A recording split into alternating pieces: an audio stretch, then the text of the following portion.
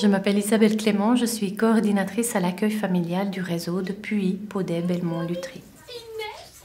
L'accueil familial est un service de garde au domicile de l'accueillante pour des enfants âgés de 4 mois à 12 ans. Voilà.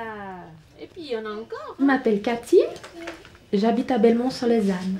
Nous avons 5 enfants, et le plus grand a 31 ans et les 2 dernières ont 22 ans. Amuse-toi bien, hein. J'aime bien recevoir du parent les informations le matin, de savoir s'ils ont bien dormi, s'ils ont mangé, s'il n'a pas de température. Pour moi, c'est important. L'enfant a besoin d'une solution d'accueil quand ses parents travaillent. Les 2 modes les plus connus sont l'accueil collectif et l'accueil familial, donc les accueillantes au milieu familial, anciennement appelées les mamans de jour.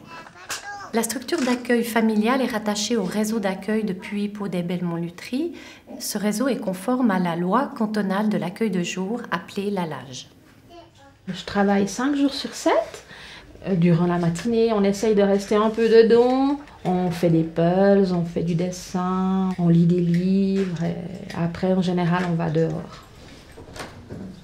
Voilà les enfants, mettez vos vestes sur Je la m'appelle chaise. Evelyne, j'habite Lutry, je suis mariée, j'ai 2 filles adultes. Je suis accueillante depuis 8 ans. J'accueille 5 enfants scolarisés, plus 3 plus grands qui viennent pour les repas. Ça te va ou tu aimerais un peu plus? Un enfant préscolaire a beaucoup plus besoin que l'accueillante s'occupe de lui, tandis qu'un enfant qui va à l'école, il a plus besoin de présence, d'être avec lui pour faire des jeux, qu'il puisse jouer avec quelqu'un qui le surveille. C'est pour mettre quand Je suis accueillante familiale parce que j'ai une grande expérience avec mes enfants qui sont adultes. J'ai fait des aménagements pour que les enfants se sentent bien chez moi, donc pas trop de petites choses. Et j'ai mis une étagère pour qu'il y ait des jeux à leur disposition, des bandes dessinées. Bonjour les loulous.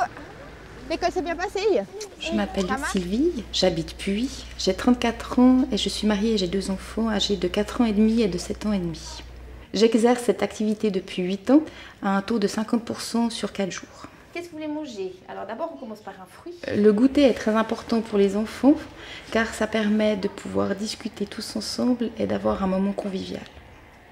Si j'ai un souci avec un enfant ou avec un parent, j'essaye d'abord d'en discuter soit avec l'enfant, après avec les parents. Et si je n'arrive pas à établir un bon contact et à trouver une solution, je m'adresse à ma coordinatrice. La coordinatrice a le mandat principal de contrôle et de surveillance des accueillantes, ainsi que de leur offrir un soutien tout au long des accueils. La LAGE impose aux accueillantes une formation de base et pour les accueillantes qui ont une autorisation définitive, elles participent à une soirée annuelle. Parallèlement, la structure offre de la formation continue aux accueillantes par le biais des analyses de pratique ou des relais contacts où là, c'est important pour elles qu'elles se retrouvent entre pairs. Ça m'a beaucoup intéressé parce que c'est vrai qu'on peut avoir un suivi et puis également un rendu de compte entre les parents et puis les accueillants. Ça me permet aussi de savoir que ma fille, elle s'épanouit au maximum et c'est vrai que c'est un intérêt qui est tout à fait intéressant pour moi. L'accueillante s'engage à respecter son cahier des charges en répondant prioritairement aux besoins de l'enfant sur le plan de l'alimentation, du repos, des activités à l'intérieur et à l'extérieur. J'essaye d'avoir un accueil chaleureux et puis que le petit arrive chez moi comme s'il arrivait chez lui. On est quand même attaché à tous ces enfants qu'on garde, donc c'est assez difficile quand tout d'un coup le parent préfère le mettre à la cantine ou une autre solution de garde. Pour être accueillante, plusieurs entretiens sont nécessaires dans le projet d'accueil, l'enquête socio-éducative. Et si les principaux critères sont réunis, l'accueillante reçoit une autorisation d'accueillir ainsi qu'un contrat de travail. Alors je conseille à cette activité accessoire à toutes les mamans qui désirent avoir un petit revenu et qui désirent accueillir des enfants et mettre son foyer à disposition.